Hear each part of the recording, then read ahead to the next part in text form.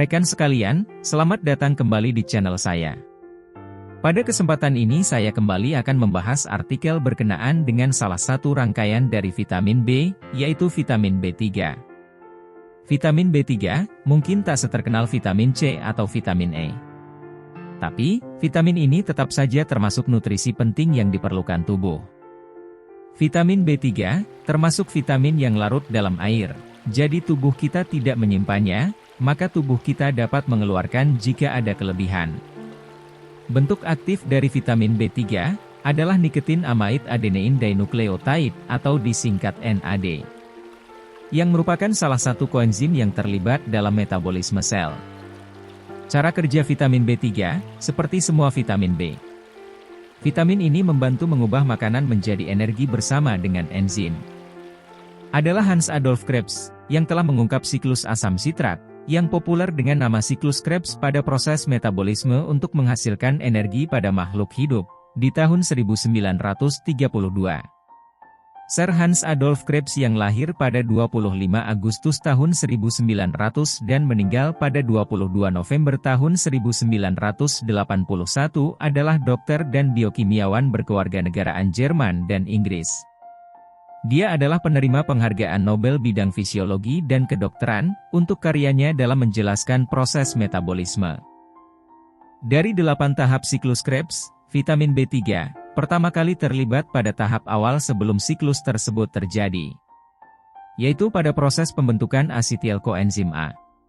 Dari asam pyruvate dibantu oleh enzim pyruvate dehydrogenase bersama vitamin B1 serta vitamin B5, pada kehadiran magnesium.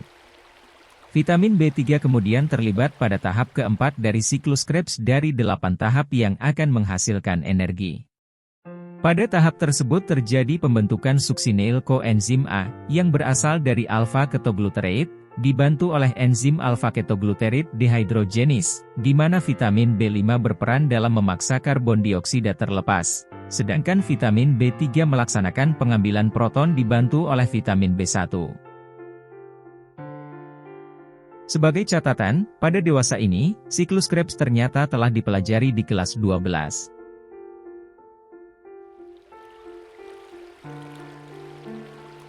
Kemudian vitamin B3, terlibat dalam tahap ke-8 dari siklus Krebs, yaitu pada tahap pembentukan oxaloacetate yang diperoleh dari malate, dan dibantu oleh enzim malate dehydrogenase. Di mana vitamin B3 dalam bentuk aktif NAD, berperan dalam pengambilan proton.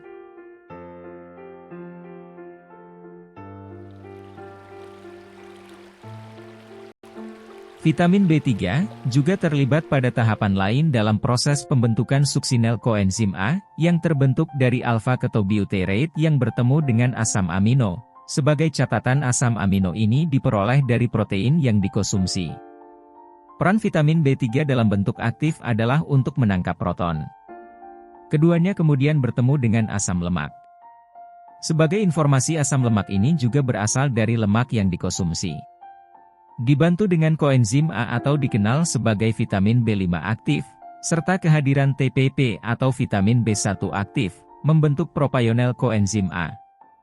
Propionyl koenzim A dibantu oleh biotin atau bentuk aktif dari vitamin B7, membentuk methylmalonyl koenzim A. Lalu dibantu oleh enzim methylmalonyl koenzim A mutase, akhirnya membentuk succinyl koenzim A. Sedemikian jelas bagaimana pentingnya vitamin B pada proses pembakaran di dalam tubuh.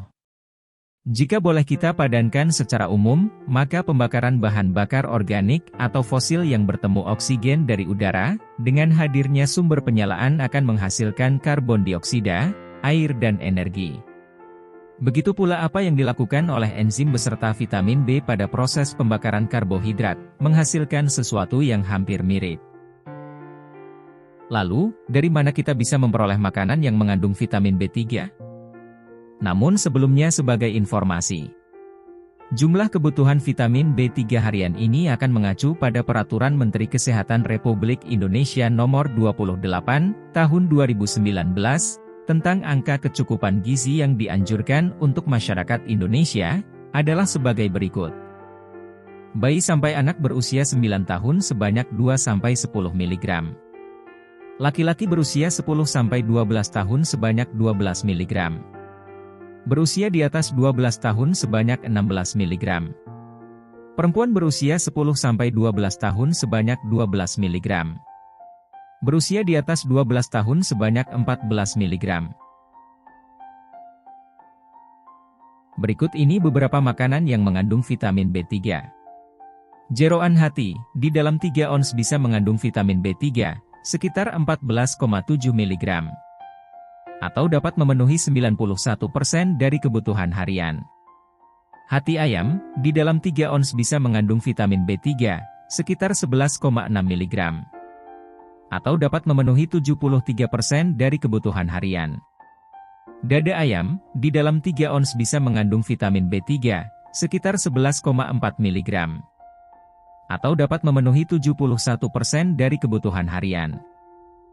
Ikan tuna, di dalam 1 kaleng tuna berukuran 5,8 ons bisa mengandung vitamin B3 sekitar 21,9 mg.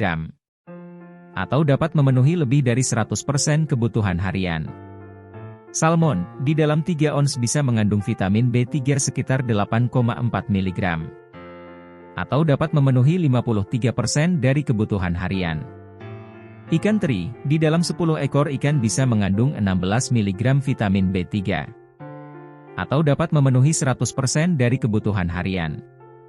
Daging sapi, di dalam 85 gram bisa mengandung vitamin B3, sekitar 6,2 mg. Atau dapat memenuhi 38% dari kebutuhan harian. Selai kacang, di dalam 2 sendok makan bisa mengandung vitamin B3, sekitar 4,3 mg. Atau dapat memenuhi 25% dari kebutuhan harian. Alpukat, di dalam buah berukuran sedang bisa mengandung vitamin B3, sekitar 3,5 mg. Atau memenuhi 21% dari kebutuhan harian. Kacang hijau, di dalam 145 gram bisa mengandung vitamin B3, sekitar 3 mg. Atau dapat memenuhi 20% dari kebutuhan harian. Kentang, di dalam 1 kentang panggang besar bisa mengandung vitamin B3, sekitar 4,2 mg. Atau dapat memenuhi 25% dari kebutuhan harian.